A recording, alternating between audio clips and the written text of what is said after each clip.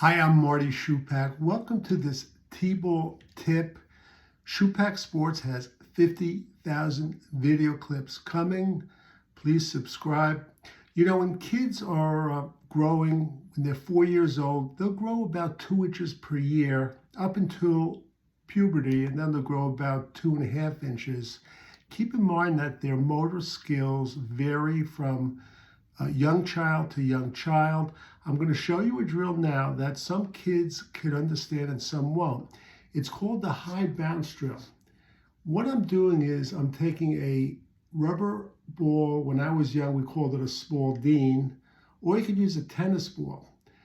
I'll bounce it down straight down so it goes straight up. Now this picture shows it veering off. You want it to go straight up. The player's going to stand about 6 feet away. As the ball's going up, you'll yell out either 1 bounce, 2 bounce, or 3 bounce.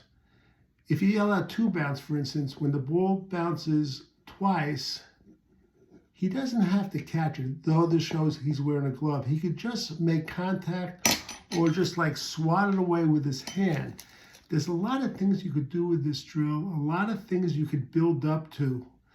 If you have the player have his glove on, he could swat the ball away with the club.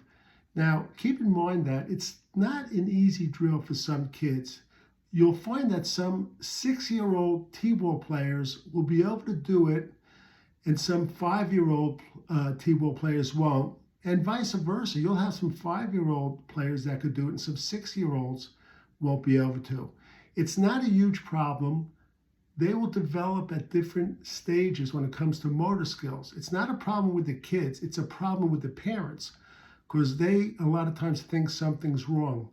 Remember, you have to have a parents' meeting at the beginning of the season if you're coaching T-ball. Explain to the parents, okay, not to get overly concerned if their next door neighbor, their kid is doing better than their own.